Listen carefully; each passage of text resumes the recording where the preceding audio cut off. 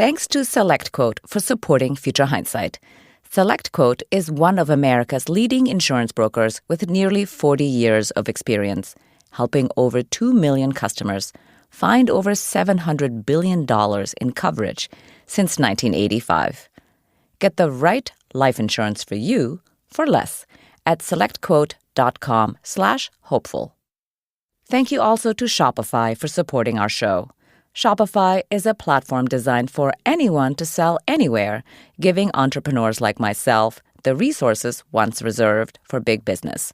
Sign up for a $1 per month trial period at shopify.com/hopeful, all lowercase. Welcome to Future Hindsight, a podcast on a mission to spark civic action. I'm your host, Mila Atmos. I'm a global citizen based in New York City, and I'm deeply curious about the way our society works. So each week, I bring you conversations to cut through the confusion around today's most important civic issues and share clear, actionable ways for us to build a brighter future together. After all, democracy is not a spectator sport. Tomorrow starts right now.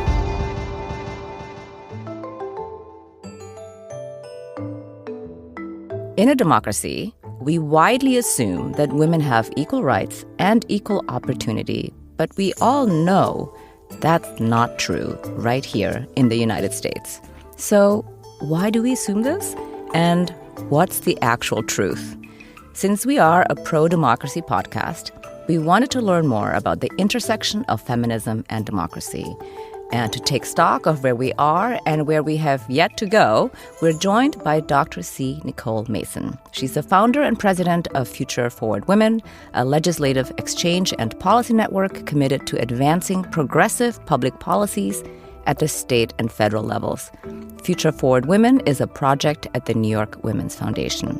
Previously, she served as the president and chief executive of the Institute for Women's Policy Research.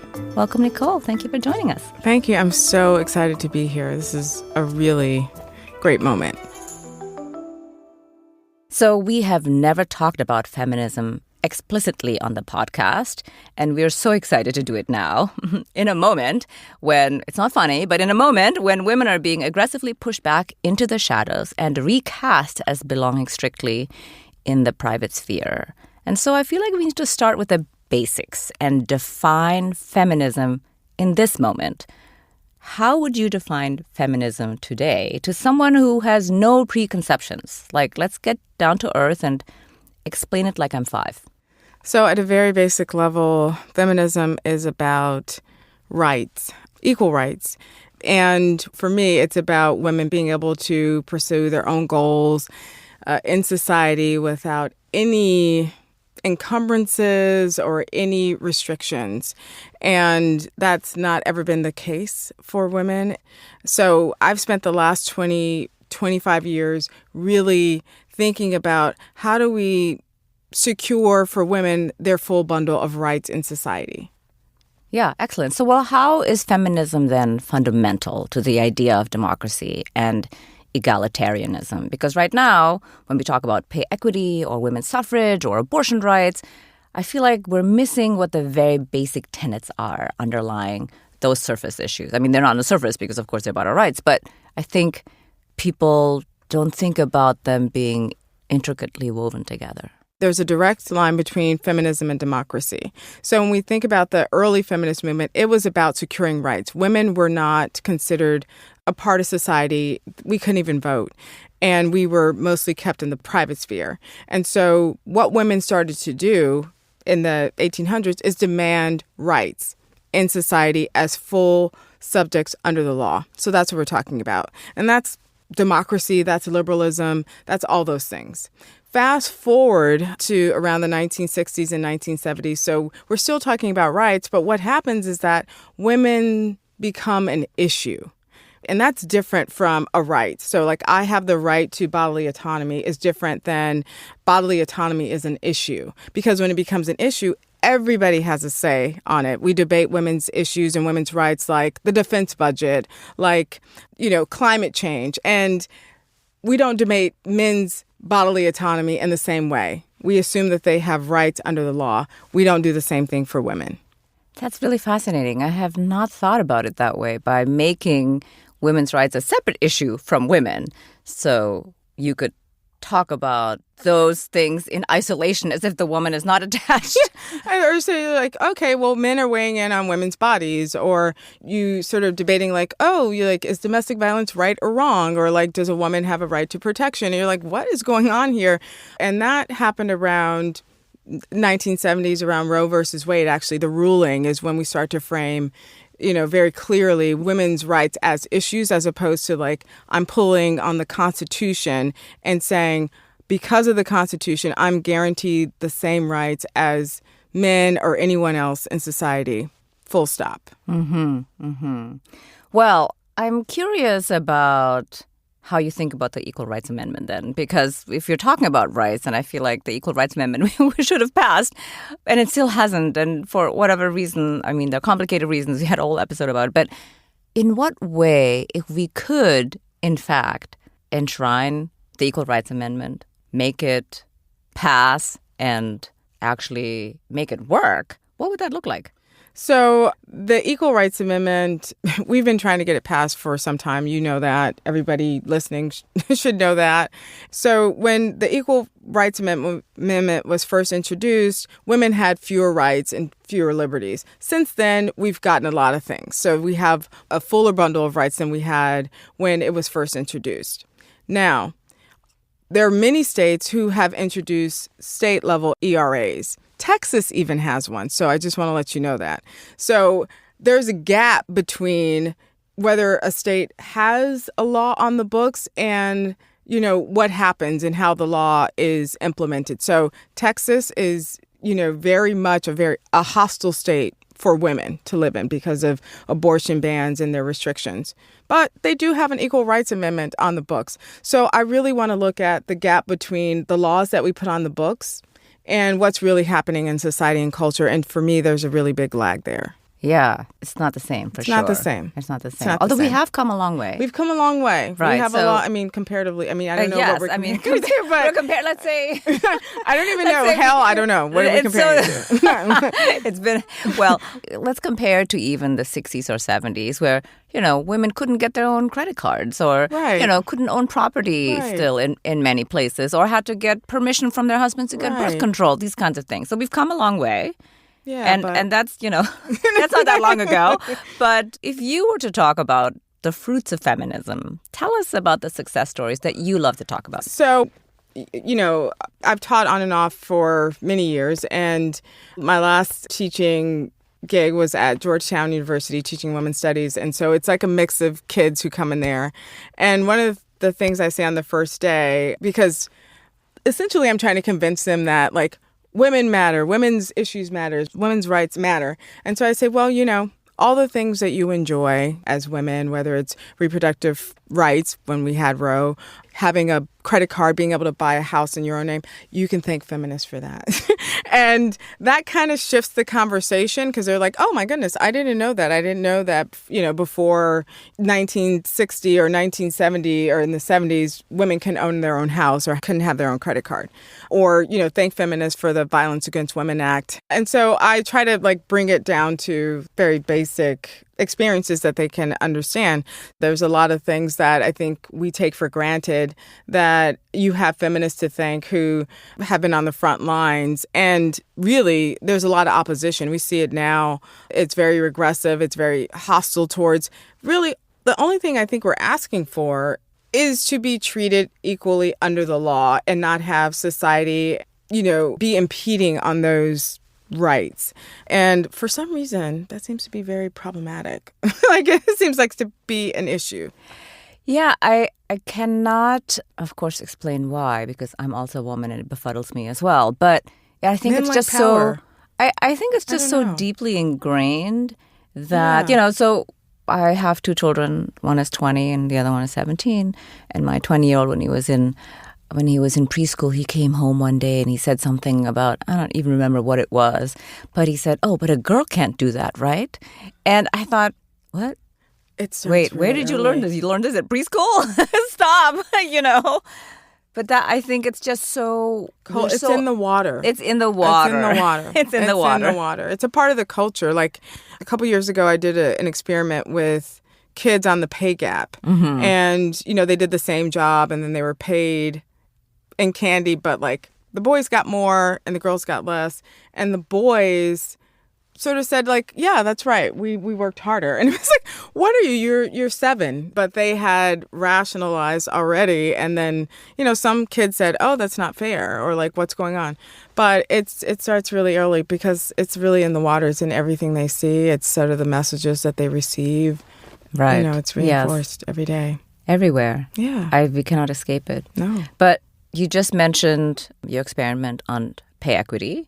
And that, to me, of course, is the most obvious gap, is pay equity. Or at least that's the most obvious gap in the sense that we can measure it. It's there, although people contest it, of course. And on average, we know that women make 84 cents to the dollar of every man. And that is even worse if you're a Black woman or Latina woman. And a lot of what we hear about is that what feminism should achieve, at the very least, is equal income for equal work, or have more women in the C-suites of big corporations. And I feel like, is that maybe a limited view on how to fix pay inequity? Or how do you think about, if we're just talking about this piece, which of course you can't exactly, it's not really separable, how do you think about it? How do you approach it? Well, I mean, at the very least, you should be paid equal pay for equal work. That should go without saying. Look, when I think about how we approach these issues around equal pay and equal work, it's really hard to undo what's been done. So there's a history of this country that women, stay at home. Men are the primary caretaker, so they're the ones that should be making the most money. But we know that that's no longer the case. There's a big, significant number of women who are the primary breadwinners in their family. But still, culturally, there's a gap between what is really happening in our reality and, what we've been doing in practice. So we're still behaving like a 1950s sort of madman sort of era when that's not been our reality for like at least 30 years or so. So for me, when I think about, there's structural changes, like you have to make the policies that do the corrections, but there's also the cultural piece, which I think hasn't caught up. And in fact, it's regressing. We've seen a lot of backlash, especially when we think about trends like trad wives and even J.D. Vance talking about where women belong and framing family in a particular way. Those all contribute to ideas and beliefs about women's worth, not only in society, but also in the workplace. Mm-hmm. I want to talk about trad wives a little bit down the line, but since you're the president of Future Forward Women, what are the policies that you're advancing in this moment and why? And just to remind the listener, I mentioned this at the top, that Future Forward Women is a legislative exchange and policy network. And so you help lawmakers think about and implement public policies at the state and federal level. Right. So it's, what we've been talking about. So it's paid sick leave and family leave. It's universal child care. It's equal pay for equal work. Reproductive rights and autonomy for all women, regardless of whether or not they're married or not. All these things together ensure that women have freedom and they can exercise that freedom in democracy. And when those freedoms are limited, women are not free. So when women are not earning what they should earn, when women don't have bodily autonomy and able to decide when they want to start a family, they're constrained by childcare and all these other things. They can't really be fully realized in society. They can't even participate fully. And I think that's intentional. I mean, I don't want to go down a conspiracy rabbit hole, but I do think that the absence of this policy sort of signals, what we value in society and how much we value women in society as well. Yeah. Well, we clearly don't value women very much. I mean, you said it, I didn't. I mean, the fact that we still have not been able, that Congress still has not been able to repass the Violence Against Women Act, it's just shameful, first of all. But secondly, it just tells you so much about how lawmakers think about women, at the very least, even if you cannot generalize that across the population in the United States. So every time there's something that fails, whether it's a Violence Against Women Act or, to get reappropriation funds, or the Build Back Better Act where we're asking for childcare, people always want some complicated answer about why? Tell us why. I'm sure there's some big answer. And I said, no, actually, the answer is men in Congress, old white men in Congress who hold a lot of power. And they're making the decisions for all of us. So when I think about democracy, I would like to say that we're not living in a representative democracy, because if we were, then the priorities of women and the priorities of the people who actually live in society would be represented more fully. Mm-hmm. I mean, I think I agree that representation matters, but representation is not the be-all and end-all, and it doesn't solve those problems because there are women who are not pro-women. And who will vote. Susan Collins, I'm looking at you. Right, what I mean? There's so many people like that. So I sometimes feel if we had more women. But then I'm But what I think? So, yeah, representation does matter.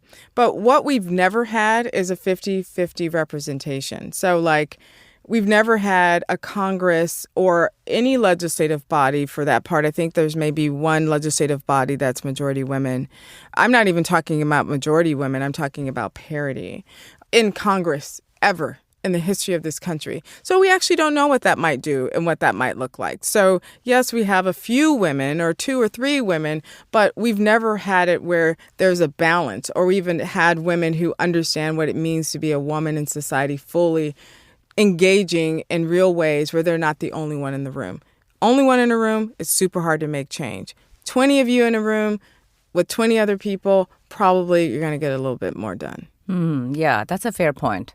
So before your current role, you were the former president and CEO of the Institute for Women's Policy Research, and you have been for a very long time a leading voice on pay equity and economic policies that are pro-women.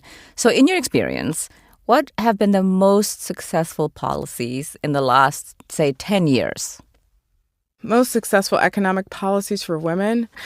So obviously, when we think about the earned income tax credit and things like that, that provide tax incentives for working parents, those work. But I have to be really honest and say that when we think about economic policies that support women specifically, they're few and far between. The most recent policies that I would say are the pay transparency policies that have passed in states like California and New York to increase pay transparency so that, employers have to disclose pay in their companies and organizations, but also they have to post the salary range on jobs. Those sorts of policies, while they've just been implemented within the last 5 years or so, I think will go a long way to building more equitable workforce in terms of pay.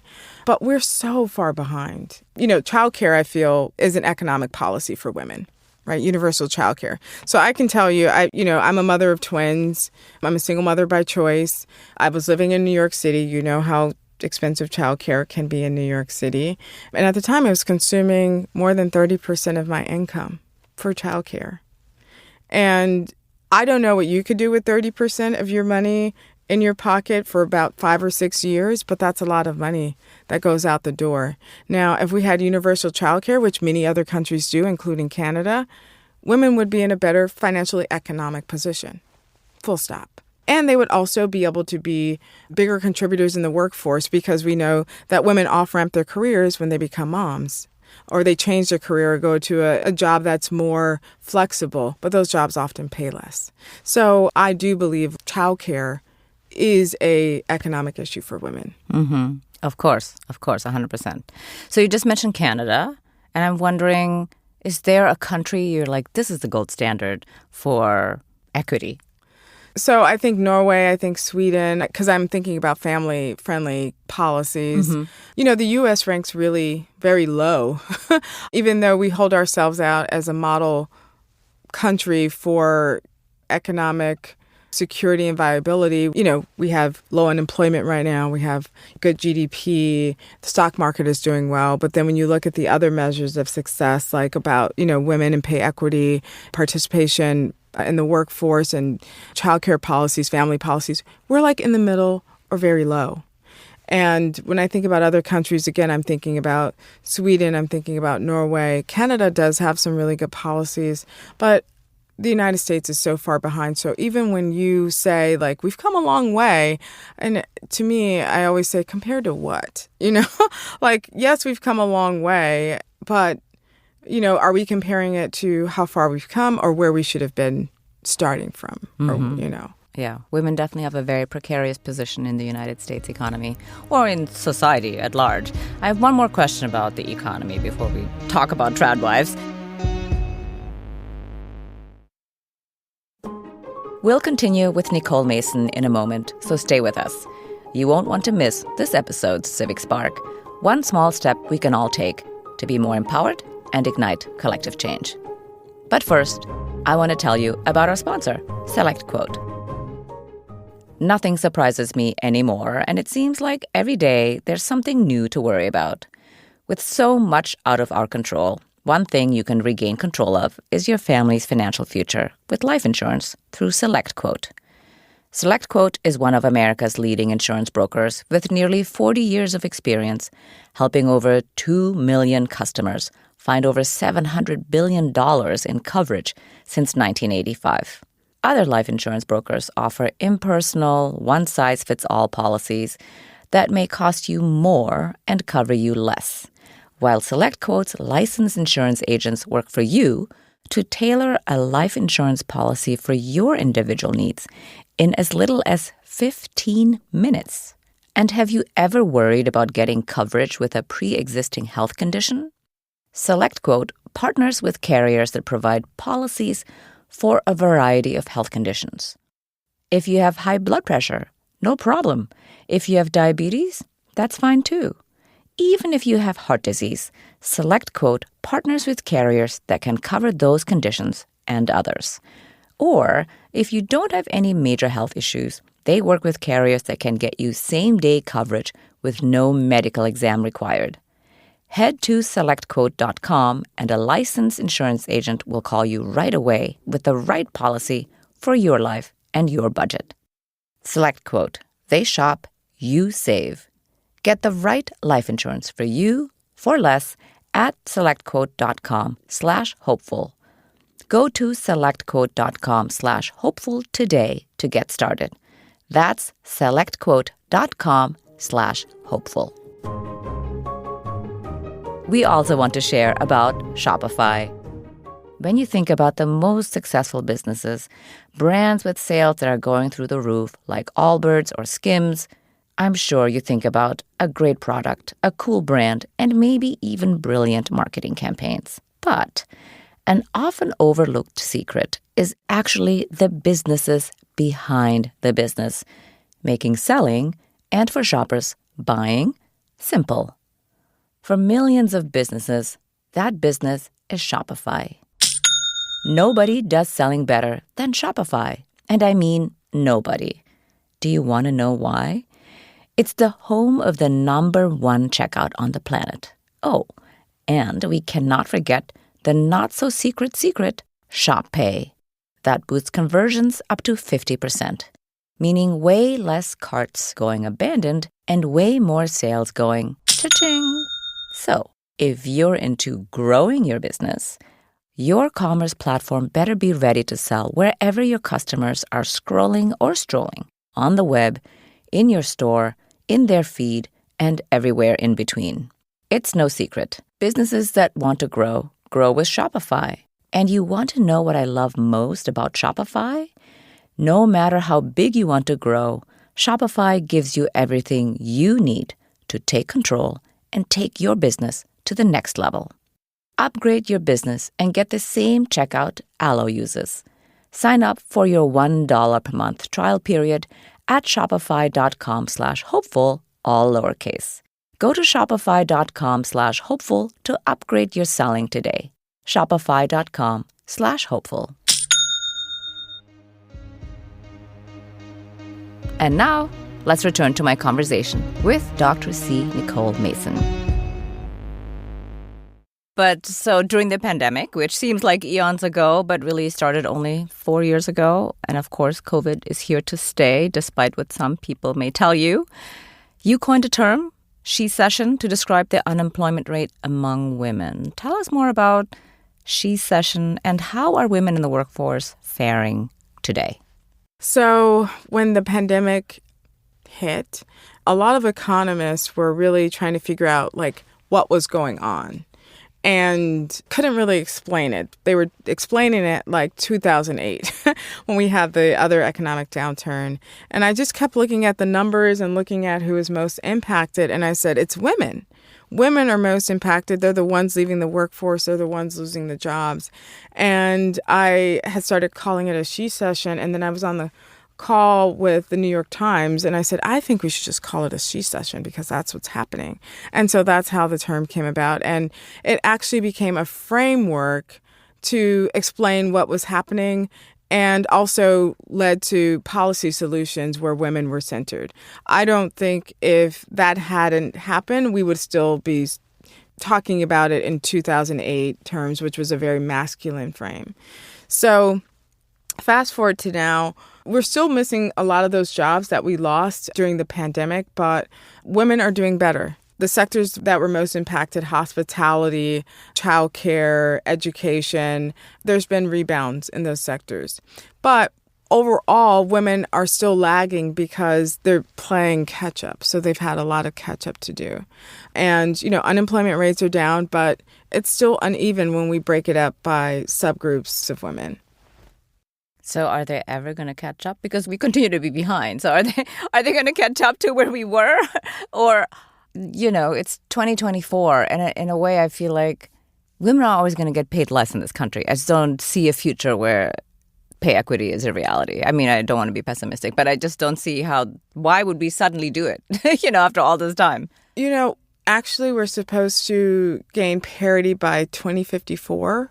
For all women, but for Black women, it's 100 years. And then for Latino women, it's 200 years. Tell me a little bit more about that. Who makes this calculation? How do you arrive you just have to look. I mean, I don't want to get wonky here, but yeah, get a little wonky here. You comes up with this math? You look at the numbers. So the pay gap has only closed about 20 cents in the last, half century. Mm-hmm. And so you look at the numbers and you project out. You say, well, this is where we are here. You look at, inflation, you look at the past, and you sort of calculate and project out. And then Black women are earning less than white women. And so you say, well, if it's going to take another 30 years for all women or whatever, then for Black women, based on what they earn, it will take 100 years. For Latino women, because they earn less, it's going to take 150 years or 200 years.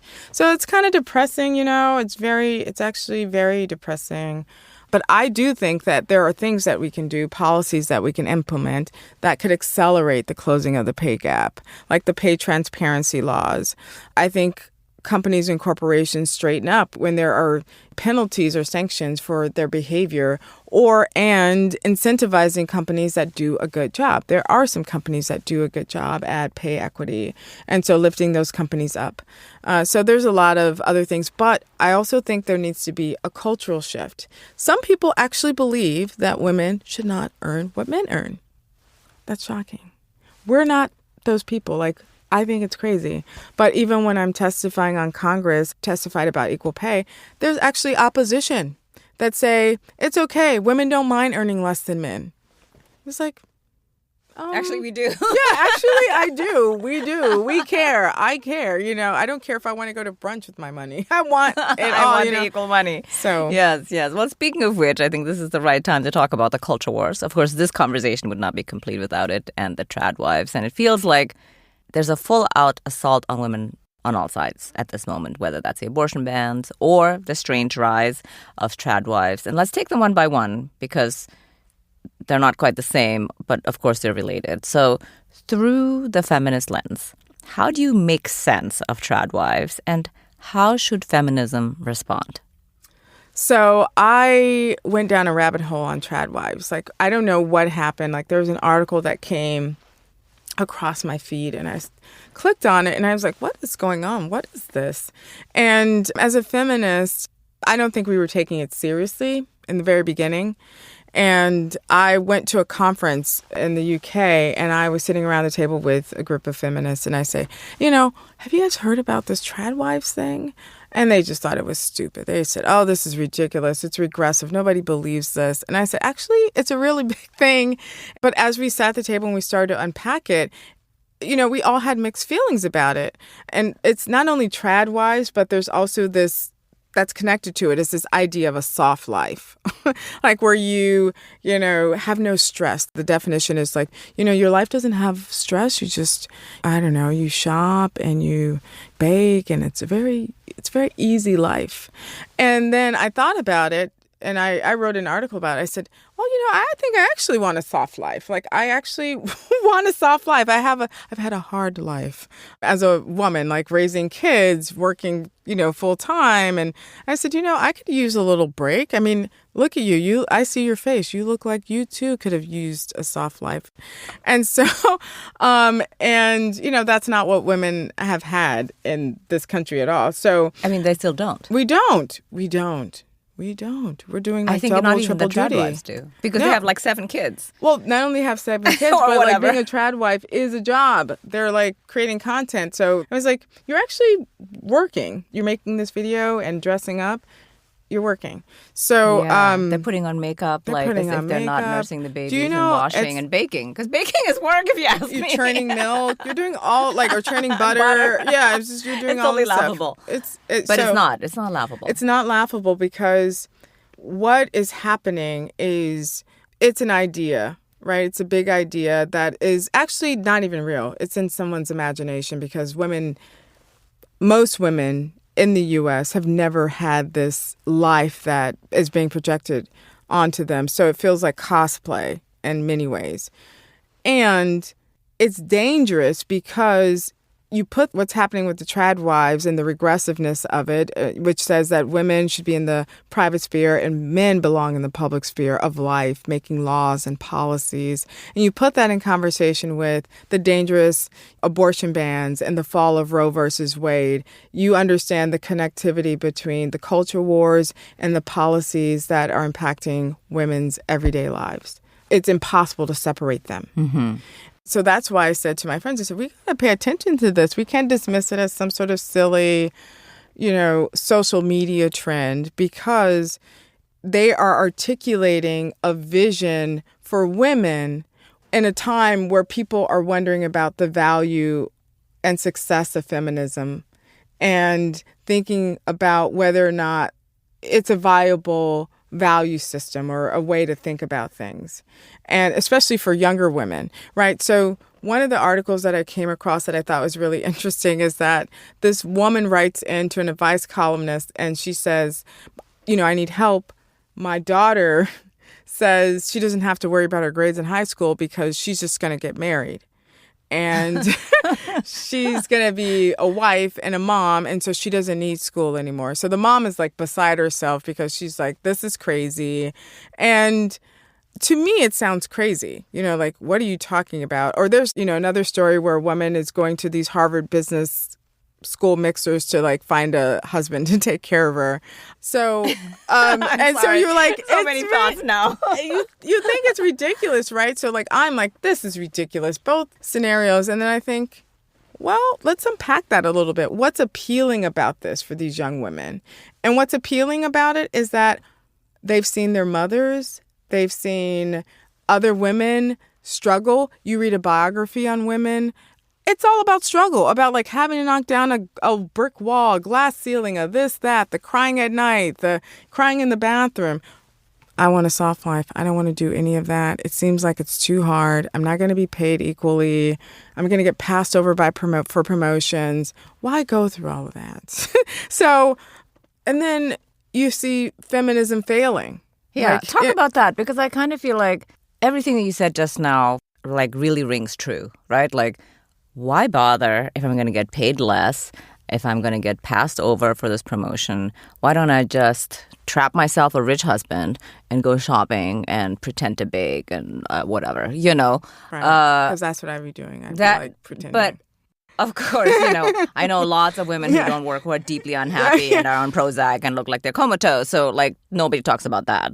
That's as if that doesn't exist. And that's very real in our society.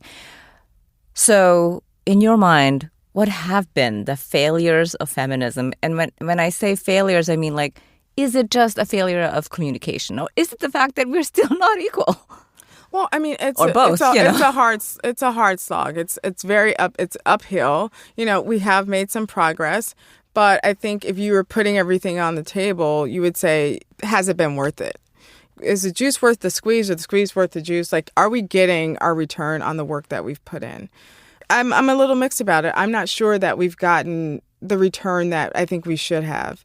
But mainly that's because there's a lot of opposition. There's a lot of hostility to women's equality and women's rights. And so it just makes it really hard. So for me, I think one of the big turning points, there were like a few, but one of the big turning points for me was in 2016 with the candidacy of Hillary Clinton for president of the United States.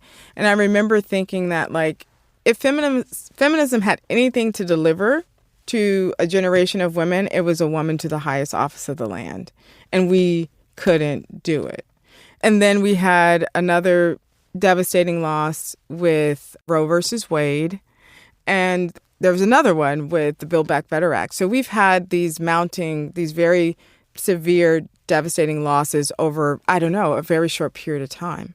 And so you look at those and you say, is it worth it? I mean, it is, but like, what's the ultimate payoff? And then you have trad wives, all of this other stuff that says, hey. But don't you think that that's a result of those failures? That this could even gain traction, something like trad wives? Well, it is. That's why it has gained traction, because people on the one side say, well, what is this all about anyway?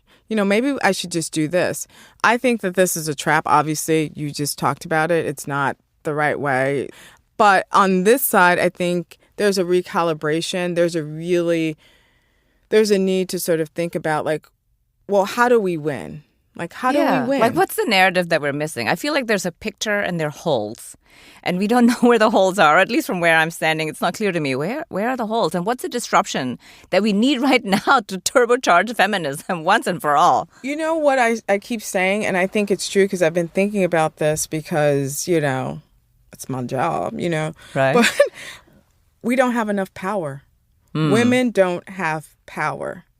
Individual women have power, and they're able to exercise it in a very limited sphere of influence. In general, women don't have enough power.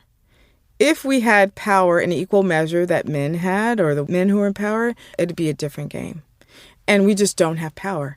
And so the question is, how do women get power? And nobody gives power over. Oh, like, no. So how do you think about women getting power as a bloc? As a bloc.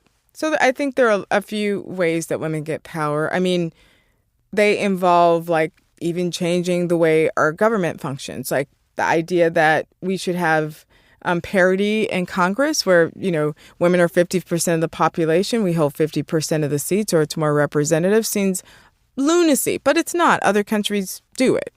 I think if we did away with things like the Electoral College, when speaking of democracy, we would have a more representative democracy where, you wouldn't have one party who disregards entire groups of people, including women.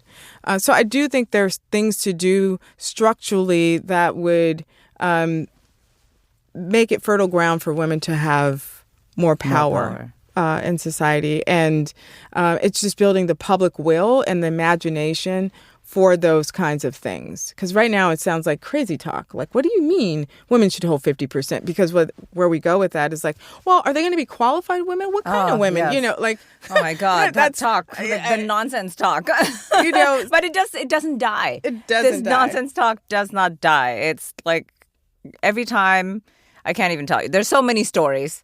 You're a woman, I'm a woman. So we have been subjected to these stories forever, right? And it just won't go away. It won't go away because I was writing about this yesterday. I said, well, in this most recent presidential election, I was making the comparison between Hillary's run for president and Kamala's run for president. Hillary ran like, I'm a woman, I'm breaking this glass ceiling. Gender was very central to her campaign. Kamala, on the other hand, it doesn't matter. Vote for me because I'm the best candidate. She doesn't talk about being a woman. She doesn't talk about her race. And Trump could not stand it. And Vance, they were like, no, look at her race. Look at her. She's a woman. Like she's a woman. You get what I'm saying here? Yeah. And she's black. This is crazy. Aren't you a little racist? Aren't I a little racist? Aren't we all? Aren't we all sexist? Yeah, are we all sexist? Are we all these things? And so they really wanted us to do it because if we had done it, it would be a referendum on whether or not a woman should be president. That's what we'd be voting on. Like, do we think we're ready for a woman president? So they're trying to shift the terms of engagement. But isn't that interesting? Because that strategy of ignoring gender really didn't work to get the vice president elected. Although, of course, sexism is not the only reason that she lost. So we need to talk abortion because that's part and parcel of talking about feminism today for sure. And we just said that abortion is, of course, not the same thing exactly as trad wives, but they are interconnected. In the context of what we've discussed, like pay equity and equality of the sexes, how are abortion bans anti-democratic? So at the very basic level, when we think about liberty, when we think about freedom, when I think about freedom and democracy, I always think about it in positive and negative terms. So, the freedom to make your own choices, pursue your own good in your own way, and then the freedom from harm, the freedom from coercion, right? That's classic liberalism. And when we think about abortion bans, it is not democratic in that way. It is really trying to restrict somebody's freedom and disallowing them for being who they are and pursuing their own good in their own way. Full stop. And so these bans are anti-democratic. They frame it as anti-woman or anti-family. No, these bans are anti-democratic. Anytime there's a conflict between the Constitution and someone's personal bodily autonomy and the subject of rights under the law, that is anti-democratic. And I personally love the storytelling, but I want to engage the discussion in terms of democracy. Like, you don't do this in a democratic country and a democratic nation. Are we a democracy or not? Yeah, well said. So every week on Future Hindsight, I ask my guest to share a civic spark, one small step we can all take to be more empowered and ignite collective change. What's a good way to turn the insights you've shared with us today into action? Well, I always start small. So national politics, the federal level, that's what gets a lot of attention. But I am one for starting very small, starting in your community, starting on your block, having conversations, engaging your neighbors, doing for your neighbors, understanding what they may be going through or thinking about in terms of engaging. And I think if we did that more, then we would have actually a healthier national body politic. And because we don't do that and people are very disconnected, even at a very, community level, it's harder for us to connect up in a larger way. I agree. You need to do something that's connected to your everyday life. Otherwise, it's meaningless. It's so removed. It's like watching television. It's a passive activity. It's a passive activity. And so I'm like, well, there's a food bank there. There's a community council board. There's all these other ways. And I feel like even engaging at that level gives you the confidence to engage in these bigger ways. Thank you. So, last question. Looking into the future, what makes you hopeful? Well, so I'm just going to quote Martin Luther King here. And he says, the arc of the moral universe is long, but it bends towards justice. So for me, what that means is that there's no going backwards. There's only going forward, even though it feels like we're treading water. It feels like we're being pushed back or asked to go back to a time where, women had fewer rights, Black people had fewer rights. LGBTQIA people had fewer rights, but that's just not possible. Yeah. I like it. I like that you're so positive. Yeah, that you're confident. After I'm not going back. After I'm like trashing for like the last hour, I'm like, but also I'm optimistic. It's okay to be both because life is like that. Life is like that. Yeah. Life is like that. Yeah. So I am feeling very optimistic. And I think the only way you can continue to do this work, even the work that you do here, is to maintain hope and optimism and believe that we're going to get to where we say we want to go. Hear, hear. Thank you very much, Nicole, for joining us on Future Hindsight. It was really a pleasure to have you on the show. Thank you. I really enjoyed it. I love conversations like this. Dr. C. Nicole Mason is the founder and president of Future Forward Women, a legislative exchange and policy network committed to advancing progressive policies at the state and federal levels. Remember, civic action doesn't have to be complicated. It's about small steps that spark progress, like sharing this episode with a friend. So let's recap this week's Civic Spark and fire up our collective power. Get to know your neighbors. It sounds simple, but if we're disconnected from our community, we really can't have a fully informed body politic. Democracy is a team sport, and it always has been.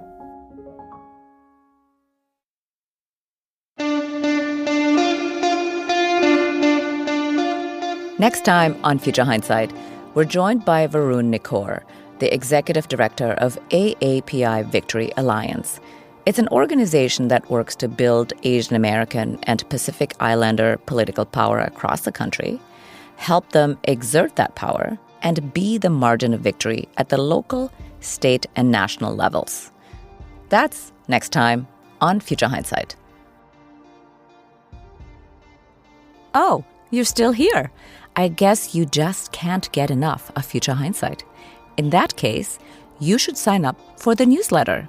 Just go to futurehindsight.com to sign up for free. Then, every week we'll come to you.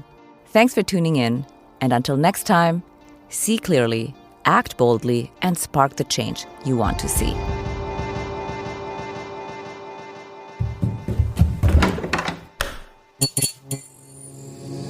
This podcast is part of the Democracy Group,